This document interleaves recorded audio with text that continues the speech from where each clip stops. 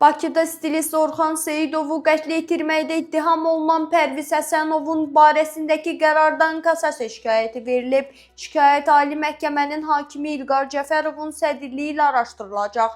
İttihama görə hadisə ötən ilin martında paytaxtın Xətai rayonunda qeydə alınıb. 1988-ci il təvəllüdlü Orxan Seyidov şəxsi münasibətlər zəminində aralarında yaranmış münaqişə zamanı 1999-cu il təvəllüdlü Pərviz Həsənov tərəfindən çoxsaylı bıçaq xəsarətləri yetirilərək öldürülüb. İstintaq orqanı tərəfindən Pərviz Həsənovun barəsində Cinayət Məcəlləsinin müvafiq maddəsi ilə ittiham elan edilib. Bakı Ağır Cinayətlər Məhkəməsinin hökmünə əsasən Pərviz Həsənov 17 il müddətinə azadlıqdan məhrum edilib. Qeyd edək ki, sosial mediada yayılan xəbərlərdə bildirilib ki, mərhum Orxan Seyidov stilist kimi fəaliyyət göstərib. Bəzi xəbər portallarında bir zaman onun tanınmış müğənni Röya Ayxanın stilisti olması haqqında xəbərlər yayılıb.